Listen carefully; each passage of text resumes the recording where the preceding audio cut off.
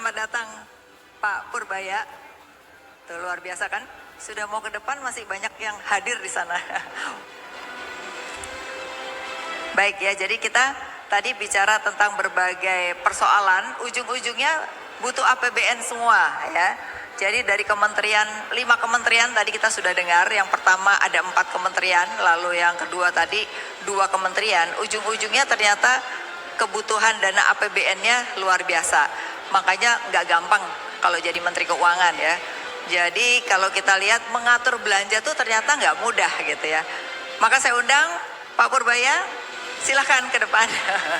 Nanti setelah ini boleh mau foto, mau tanda tangan boleh ya. Tapi kita dengerin dulu Pak Purbaya. Silakan Pak Purbaya, selamat datang.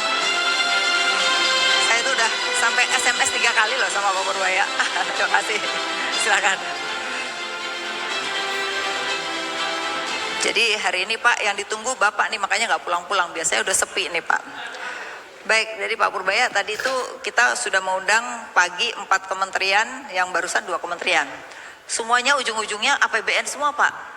Ujung-ujungnya tuh kebutuhan APBN-nya banyak sekali. Saya sampai nggak ngebayangin kalau jadi bendahara negara atau jadi Menteri Keuangan tuh nggak mudah. Karena semua program kampung nelayan butuh uang tadi Pak. Kemudian kesehatan tadi juga butuh uang gitu. Tapi kalau kita melihat tentu saja PR-nya banyak ya Pak. Tapi saya lihat terakhir-terakhir ini ada beberapa isu yang mungkin nanti perlu Bapak sampaikan. Satu adalah orang melihat Pak Purbaya ini sosok yang membuat orang ini nggak merasa dikejar-kejar pajak. Itu jadi penting. Nah artinya apa? Tetap peningkatan tax ratio dengan pajak, tapi tetap memberikan insentif dari sisi dunia usaha. Kemudian kepada masyarakat juga kalau kita lihat ada beberapa sektor yang PTKP-nya dinaikkan sehingga orang merasa tenang mendapat konsumsi yang lebih tinggi Pak. Jadi itu juga ada kesenangan dari masyarakat gitu ya. Nah mungkin sejak Bapak... kapan Bu Afilani panggil saya Pak Purbaya? Loh ini sekarang udah... manggilnya Mas Yudi dia. Oh enakan Mas aja ya, kayak lebih muda loh. Oke, Mas Purbaya. Biasa saya panggilnya Mas Yudi, sekarang Mas Purbaya deh. Ya Mas Purbaya, jadi kalau melihat Jadi, dari ini... setiap pemerintahan nama saya ganti-ganti terus. Dulu Yudi, sekarang jadi Purbaya. Nanti benar lagi Yudi lagi. Yudi lagi. Panggilnya Yudi. Jadi memang saya dulu di Komite Ekonomi itu memang Mas Yudi ya. Mas Yudi ini memang suatu orang yang memang punya sosok yang sebenarnya sama dengan sekarang. Orangnya nggak berubah secara personal, saya kenal gitu ya. Jadi ceplos-ceplos. Sekarang ada julukan baru, cowboy ya, benar nggak? Julukan cowboy.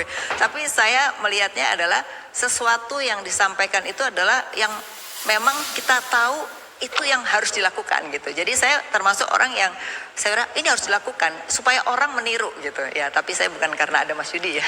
Oke, silakan Mas Yudi. Jadi kita pengen dengar satu adalah bagaimana sih sebenarnya melihat sekarang ini gebrakan-gebrakan yang dilakukan itu kan tujuannya adalah setuju banget gitu. Gimana mengalihkan anggaran kalau nggak dipakai ya. Kemudian memang sesuatu yang dibutuhkan itu yang harus didahulukan sehingga pertumbuhan. Orang tuh kadang-kadang nggak percaya dengan pertumbuhan. Karena seingat saya sarasehan yang ada Pak Prabowo waktu itu, orang yang optimis pada saat itu cuman Mas Yudi. Orang lain tuh pesimis semua. Langsung Pak Prabowo tuh begini-begini. Jadi mungkin gara-gara itu Mas Purbaya bisa jadi menteri. Silakan. Pertanyaannya apa? Ya pertanyaannya tadi, nggak didengar pertanyaannya. Saya perhatikan diri. Ya, pertanyaannya satu. Ini asik presentasi. Saya nih. Masih ingat yang dikan. Jadi satu adalah tax ratio ini kan tentu saja tetap harus diperbaiki dong gitu. Nah tapi orang tuh merasa nyaman walaupun tax ratio tetap akan diperbaiki atau ditingkatkan ya. Yang kedua orang juga seneng nih, Cortex kemarin masalah-masalah sekarang akan diperbaiki. Jadi orang tuh masih merasa ada jangka waktu orang tuh mau perbaiki dengan Cortex yang ada. 2 itu dulu deh, Mas dijawab. Ya. Ya, nanti baru yang lain. Lanjut presentasinya Bu. Apa? Jadi begini, waktu saya diperintah dikasih tugas menjadi Menteri Keuangan, ekonomi kita sedang melambat cukup signifikan. Tanpa orang sadari sebetulnya sejak setahun terakhir bahkan setahun setengah terakhir ya. Ekonomi diperlambat dengan kebijakan fiskal dan moneter yang tidak terlalu akurat. Saya suka kritik itu, kata orang nggak boleh kritik, tapi biar aja. Kalau saya nggak tunjukin kesalahannya, saya nggak bisa betulin. Dari bulan sampai April tahun ini sebetulnya bagus, sudah ada recovery, perbaikan kebijakan. Tapi Mei, Juni, Juli, Agustus ekonomi dicekik lagi dengan seperti menghilangnya uang dari sistem perekonomian. Jadi ekonomi kalau kita siklus bisnis naik turun kan gitu. Kalau lagi naik kebijakannya apa? Kita kan selalu counter cycle kan, diperlambat sedikit boleh. Tapi kalau lagi turun kita dorong ekonominya, itu yang disebut counter cyclical measure, kebijakan untuk melawan siklus bisnis sehingga kalau naik nggak kencengan, nggak kepanasan, kalau turun nggak terlalu dalam.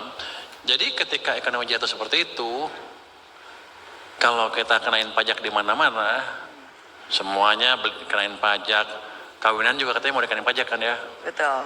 Semuanya pokoknya. Ya, bukan counter cyclical, itu pro cyclical. Lagi jatuh akan semakin jatuh lagi. Ya, setuju. Saya bisa kenakan pajak seperti itu, tapi nggak ada gunanya.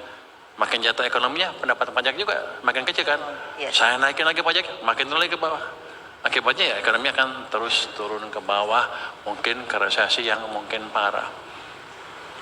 Untungnya saya ekonom betulan, Bu. Saya nggak sebodoh itu kelihatannya. Agak pinter dikit lah. Jadi kita balik dengan kebijakan yang pro-cyclical tanpa mengeluarkan uang terlalu banyak. Artinya saya belum sampai ke titik untuk ekspansi fiskal. Ya. Yang saya kerjakan adalah mengoptimalkan semua uang yang ada milik di tangan saya semua.